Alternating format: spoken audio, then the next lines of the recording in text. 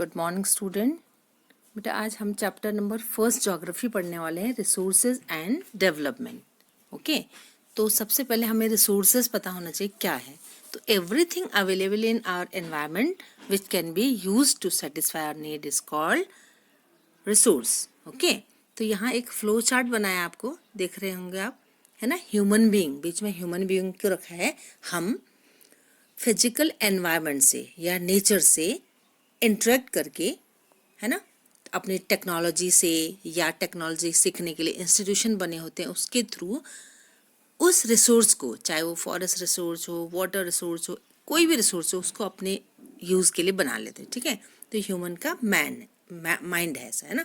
तो यहाँ क्या बताया आपको, the process of transformation of things available in our environment involves an interdependent relationship between nature, technology and institution। तो ये सारी चीज़ें करके जो हम लोग एक क्या क्रिएट करते हैं, इकोनॉमिक डेवलपमेंट करते हैं अपनी कंट्री के लिए, तो वो डेवलपमेंट है। ठीक है, रिसोर्सेज के साथ में डेवलपमेंट। तो यहाँ पर एक चीज़ पूछ रहे हैं बेटा आपसे, ये do you think that resources are free gifts of nature as is assumed by many. जैसा कि सब लोग सोचते हैं या बहुत सारे लोग सोचते हैं कि जो रिसोर्सेज हैं वो फ्री गिफ्ट है नेचर के द्वारा दिए गए। तो क्या आप भी ऐसा सोचते हैं? तो हम उसमें क्या बोलेंगे, अगर वैसे सोचा जाए तो गिफ्ट्स नेचर से ही मिलते थे, बट उसको निकालने के लिए बहुत सारी टेक्नोलॉजी यूज़ करनी पड़ती है, human as a resource use करना पड़ता है, तो वो फ्री नहीं है ना। तो they are not, reserves are a function of human activities, resources are a function of human activities. Human beings themselves are essential component of resource। resources के लिए एक जो बहुत ही ज़रूरी component है वो तो इंसान ही है ना। तो यहाँ पे बेटा आपको क्लासिफिकेशन दिया है। अब जब भी आप ज्योग्राफी पढ़ेंगे ना, क्लासिफिकेशन हर चीज़ में आपको देखने को मिलेगा। तो these resources can be classified in the following ways। First है on the basis of origin, biotic and abiotic. Biotic जो कि क्या है, मतलब जीवित है, जिनमें लाइफ है ना। अबायोटिक जिसमें लाइफ नहीं है ना। तो उसके एग्जांपल्स भी अभी मैं आपको बताऊंगी।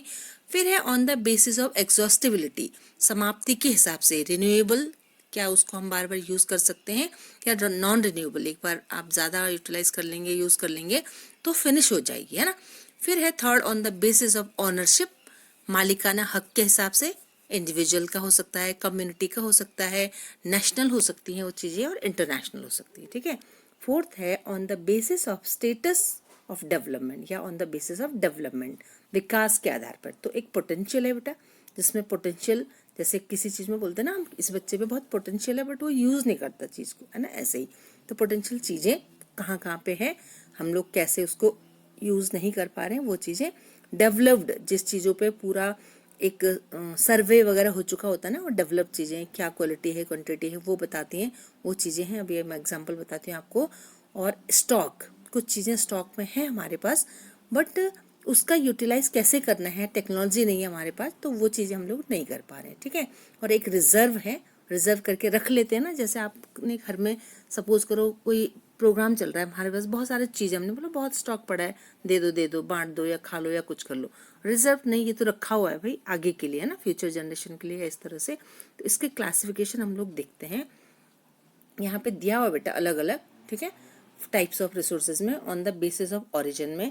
तो इसके एग्जाम्पल में क्या क्या बता रहे हैं आपको, फ्लोरा, फ्यूना और ह्यूमन बींग्स। ठीक है। और बायोटिक रिसोर्सेज में आपको बता रहे हैं रॉक्स एंड मेटल्स। ठीक है। ऑन द बेसिस ऑफ जो एग्जॉस्टिबिलिटी है, रिन्यूएबल वाले में बता रहे हैं आपको सोलर एनर्जी हो गई, विंड एनर्जी हो गई, ठीक है, वाटर, फॉरेस्ट, वाइल्ड लाइफ, ये सारी चीज़ें। और नॉन रिन्यूएबल में क्या हो गया आपका, वो है आपके फ्यूल्स, और क्या है, सम मिनरल्स भी हैं, कुछ ऐसी चीज़ें भी हैं जो कि मतलब दोबारा से यूज़, मतलब अगर हम फिनिश कर देंगे तो नहीं मिलेंगे हमको। ठीक है।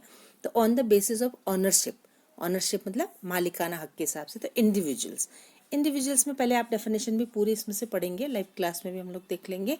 On the basis of ownership में क्या क्या बताया है बेटा, प्राइवेट, जैसे किसी इंसान के अपने प्लॉट हैं, हाउसेज हैं, अदर प्रॉपर्टीज़ हैं, प्लांटेशन है, किसी का अपना बगीचा है, उस पॉन्ड्स है या लैंड है, इस टाइप की चीज़ें। ठीक है। कम्युनिटी वाले में क्या होता है, कम्युनिटी में भी जैसे ग्रेजिंग ग्राउंड बोल दिया पूरे विलेज का, कम्युनिटी का ब्यूरियल ग्राउंड जैसे जो दफनाने के जो लोगों की जगह होती है साइड, वो है ना, विलेज पॉन्ड हो गया, पब्लिक पार्क हो गया, या पिकनिक ग्राउंड्स हो गया, स्पोर्ट्स ग्राउंड हो गया, इस तरह से, ठीक है। फिर है on the basis of the status of development, development के हिसाब से, ये थोड़ा सा आपको समझने की जरूरत है। तो यहाँ है बेटा, अच्छा एक और छूट तो नहीं क्या हमारा, हाँ इसमें एक छूट गया हमारा एक स्टॉक, ठीक है, कम्युनिटी ऑन और स्टॉक और रिजर्व। तो स्टॉक ऑफ रिजर्व उसके हैं।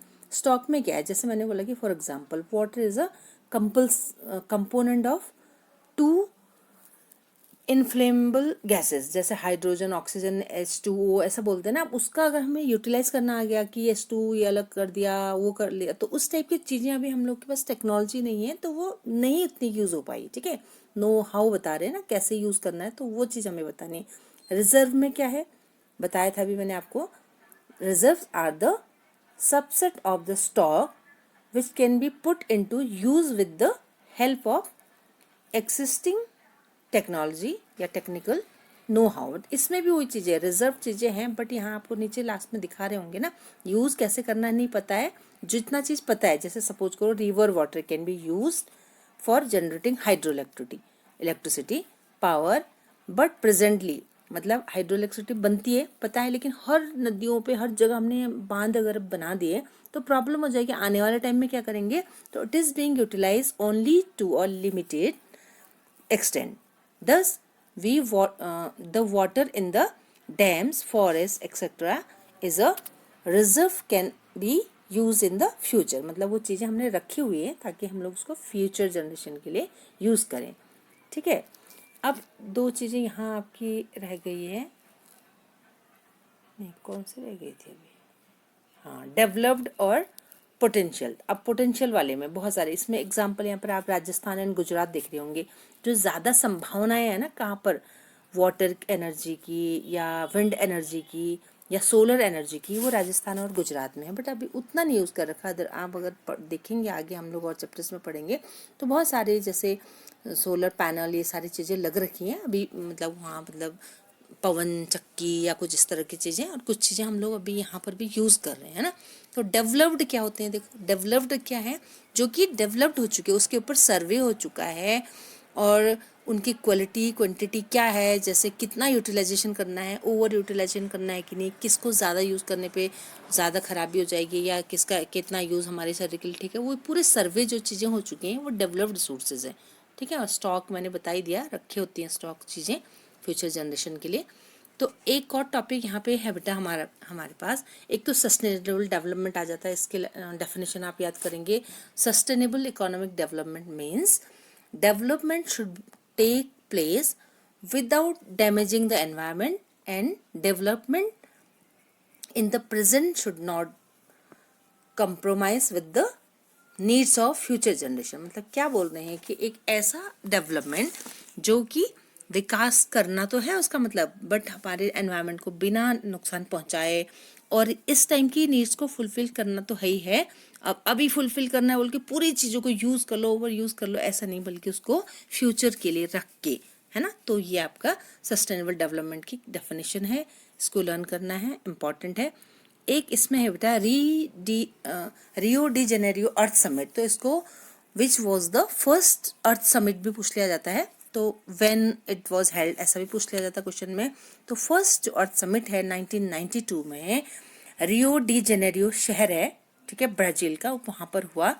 इसमें क्या क्या है देखो, इसमें बहुत सारे 100 कंट्रीज ने भाग लिया, ठीक है।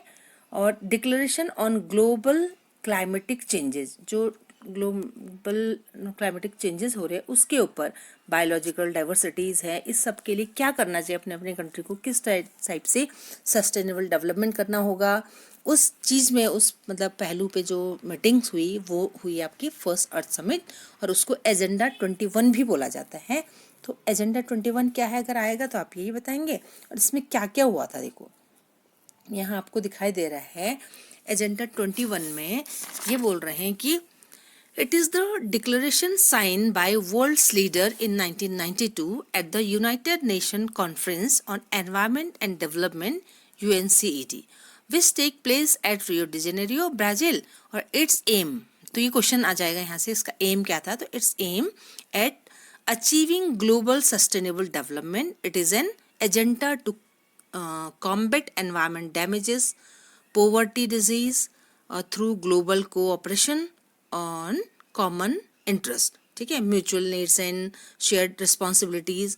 One major objective of the Agenda 21 is that every local government should draw its own local Agenda 21.